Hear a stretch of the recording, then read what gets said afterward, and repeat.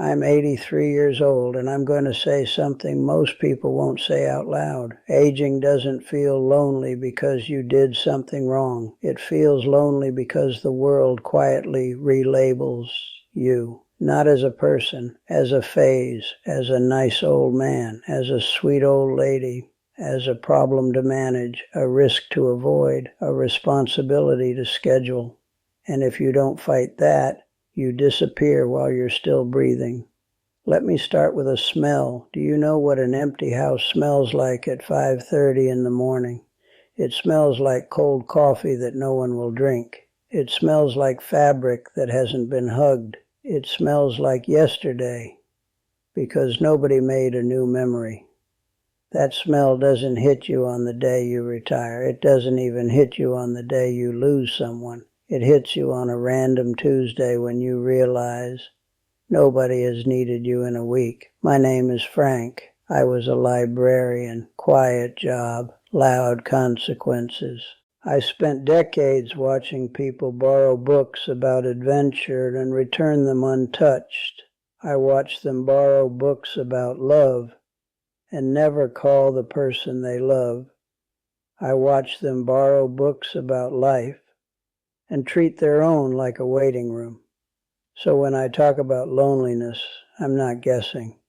I've watched it crawl into people slowly, not like a monster, like dust. You don't notice it until it's everywhere. Here's the turning point for me. I was 78. I had just left my last day of work. People clapped. They gave me a plaque. Someone made a speech. It was all very polite. I drove home with that little piece of engraved wood on the passenger seat like it was a passenger, and when I walked into my house, it was quiet. No phone ringing, no coworkers needing something, no schedule, no Frank, can you just... nothing. For 40 years, the world knew where to put me, and suddenly it didn't. That night I sat in my kitchen and realized something terrifying. My job wasn't just income, it was corroborated proof I existed. And when it ended, the world didn't ask what I needed, it just moved on. That's the first truth about loneliness in old age. It's not only about missing people, it's about losing your role. Whoa. Now let me destroy the big lie. The lie is this: loneliness is just part of getting older. No, loneliness is not a natural law like gravity. Loneliness is often the result of 4 quiet forces stacking up over time, and nobody teaches you how to fight them. Even worse, the second lie rides right behind it. I don't want to bother anyone.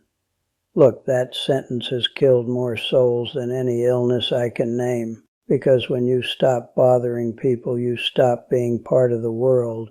You turn yourself into furniture, and eventually the world treats you like furniture. Let me tell you about someone I still think about.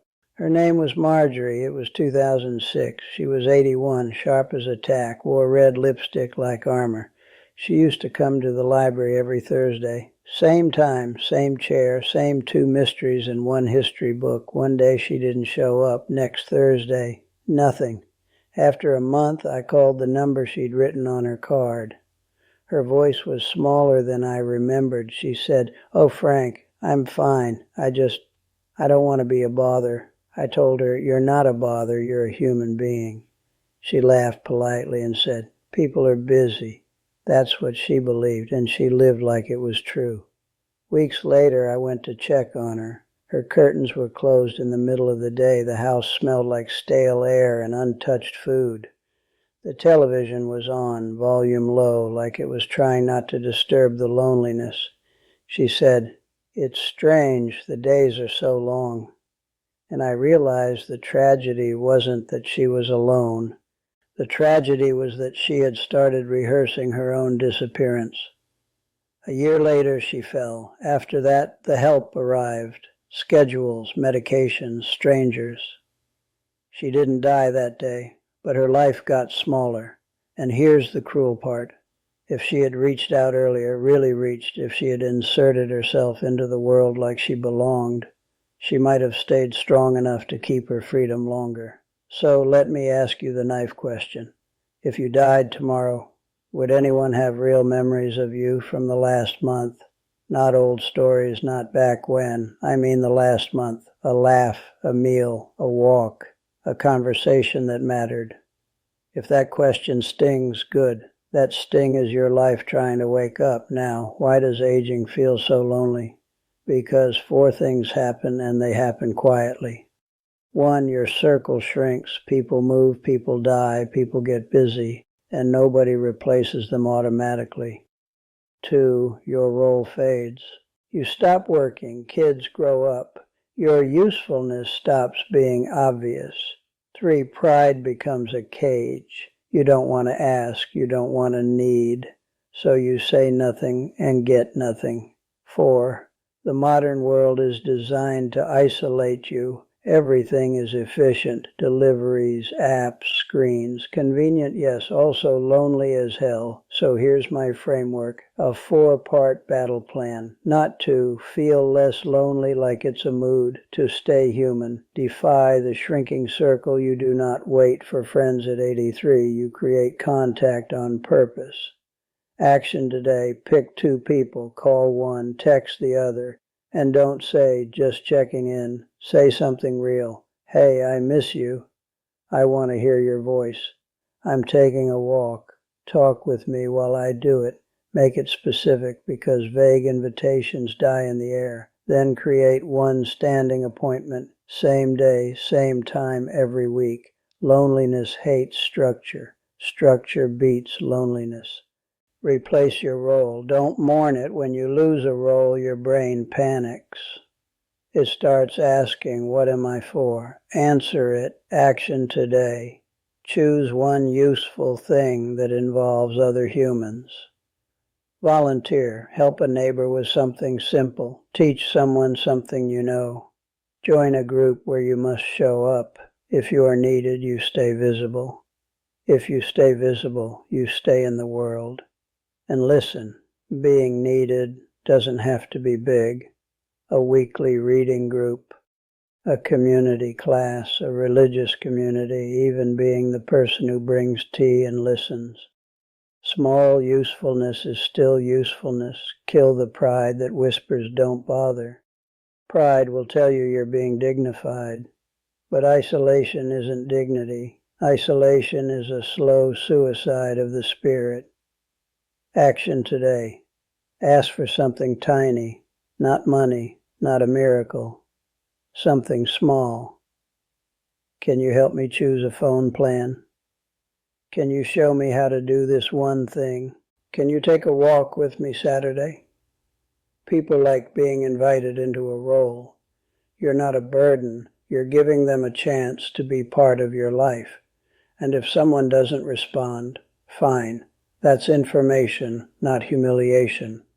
Because here's the truth nobody likes. You will have quiet days, even with love, even with effort. So you need anchors. Action today. Create your 3 anchors.